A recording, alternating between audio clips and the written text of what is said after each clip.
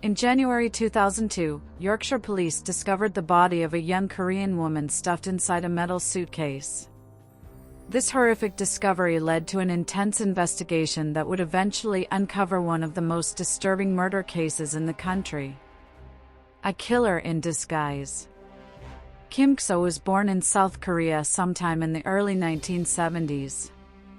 Little is known about his early life, but in September 2000, following a failed marriage, he left his homeland for London with the intention of studying English. However, by October 2001, Kim had dropped out of school and began supporting himself by subletting 2 properties, an apartment on Eagle Street near Holborn, London's legal district, and a duplex on Augusta Street in the Poplar area.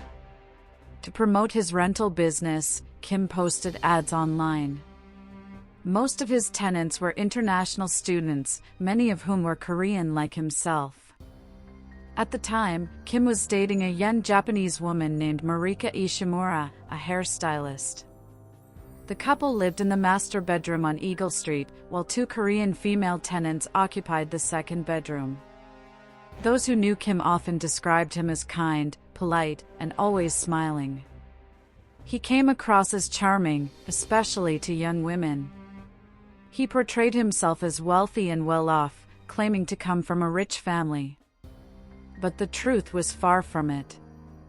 Kim was drowning in debt, and all his credit cards had been cancelled. He and Marika were also known to use illicit drugs. By October 2001, their relationship had deteriorated, and Marika, nearly 10 years younger than Kim, was rarely home. The first victim, JinYeo-Jeong.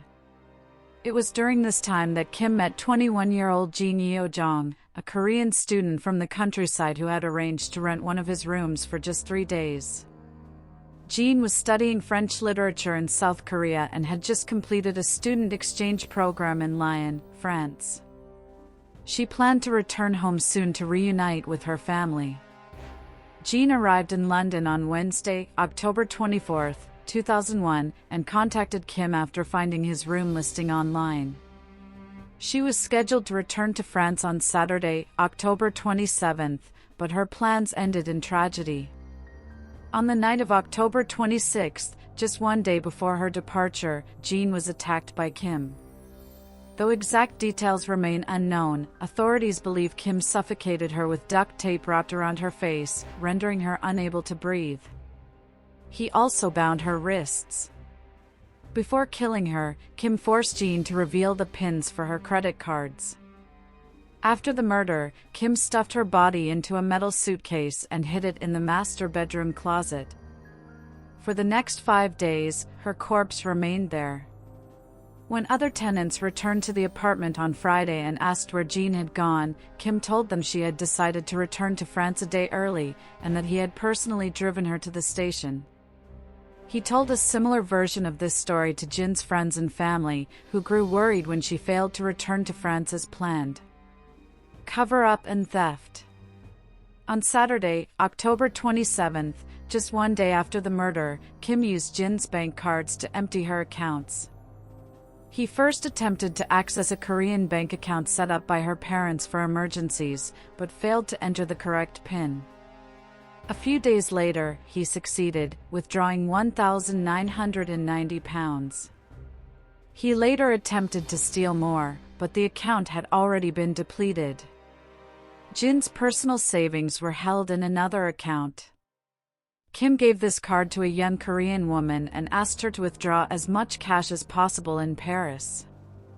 He fabricated a story that the card belonged to his girlfriend, Marika, and that he needed money urgently.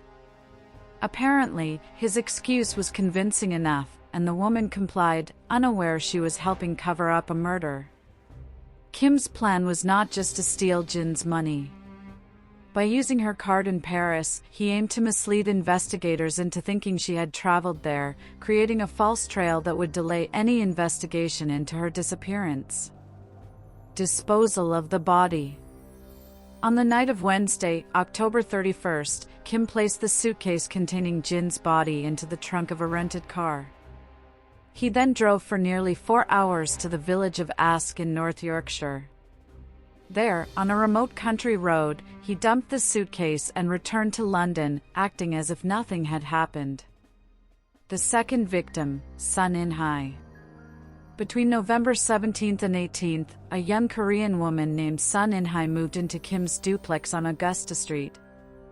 At first, she shared the master bedroom with her friend Moon. But on November 29th, Moon returned to Korea, leaving Sun alone.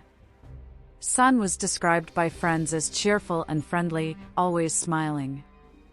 Her family saw her as a model daughter. There are conflicting reports about her education. Some say she was studying hotel management in London, while others claim she was a Korean university student improving her English abroad. During her stay at the duplex, Sun and Kim grew close. Some people believed they were romantically involved, while others said they behaved more like siblings. Sun reportedly suspected Kim had feelings for her, but never indicated the feeling was mutual. The second murder. On December 3, 2001, Kim asked all tenants, including Marika, to vacate the apartment on Eagle Street. He then moved into the Augusta Street duplex full-time, where Sun was staying.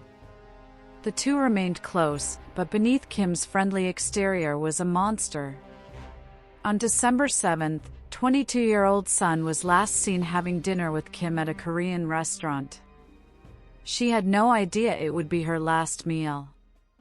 That night, Kim attacked her in the same brutal fashion he had used on Jin. He bound her wrists and ankles with duct tape, stuffed a sock in her mouth, and sealed her mouth and nose, causing her to suffocate. Before killing her, Kim once again obtained her banking information. He hid her body in the hallway closet of the duplex and sealed it shut. The corpse remained there for several months. When friends asked about her, Kim claimed she had found work at a hotel that provided housing. Sun had two bank accounts, one at a London bank and another at the same Korean emergency account institution Jin had used. She had reportedly only used the emergency account once. Kim used Nasta's card to withdraw £240 from an ATM.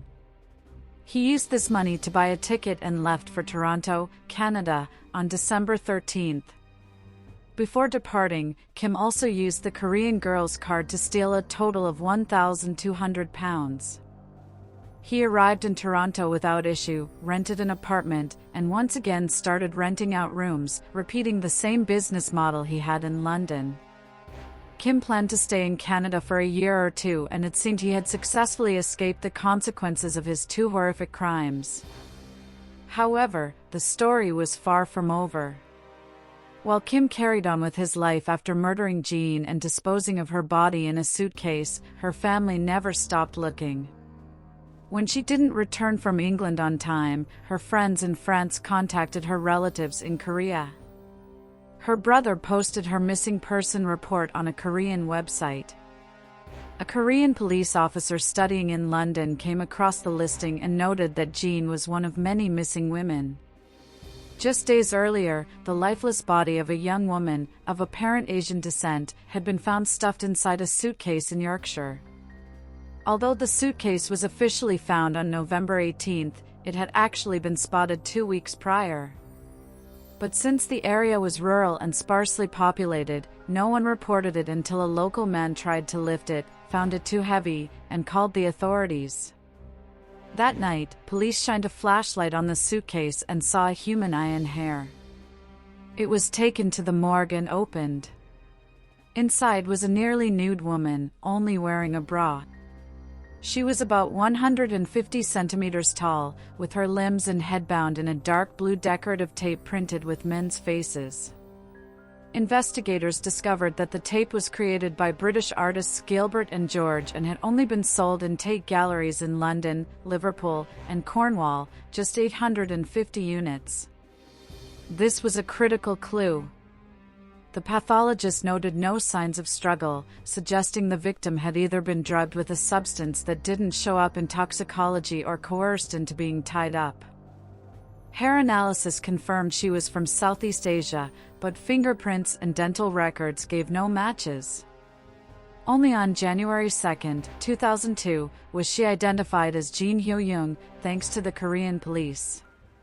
Meanwhile, on December 18, 2001, another woman, In-Hye, was reported missing. Her friends had lost contact.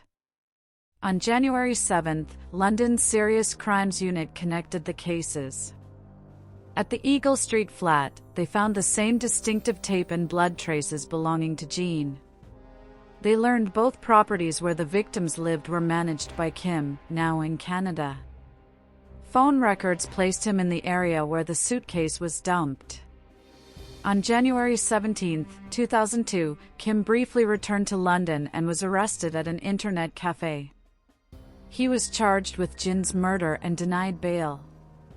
Police continued to search for Sean. On March 14, a construction worker at the Gasta Street duplex noticed flies swarming from behind a panel. Inside a sealed closet was the naked body of a woman wrapped in a duvet. Sean. She had been bound with the same tape. On April 4, Kim was charged with Sean's murder too. He pleaded not guilty. The trial began in March 2003. Kim claimed Sean died accidentally during sex, but the court rejected this. Prosecutor John Dunlodlow suggested Kim's motives were both sexual and financial, noting his debts and possibly sadistic tendencies. Marika Ishimura, Kim's ex-partner, testified that the decorative tape was hers and had been purchased at Tate. Kim's friend Kim Joon-gon said he had gone with him to buy a suitcase allegedly for a girlfriend's belongings, but they didn't buy one that day. On March 25, 2003, Kim Kyu-so was found guilty of both murders and sentenced to 2 life terms. The judge called his crimes exceptionally cruel, emphasizing that he killed 2 innocent women who trusted him. If you're fascinated by real crimes, shocking investigations, and dark mysteries, subscribe to my True Crime YouTube channel. Magnifying glass tilted left, here you'll find well-researched stories that will keep you thinking long after the video ends. Support the channel by hitting the subscribe button and turning on the notification bell so you never miss a new upload. Thank you for watching and for your support.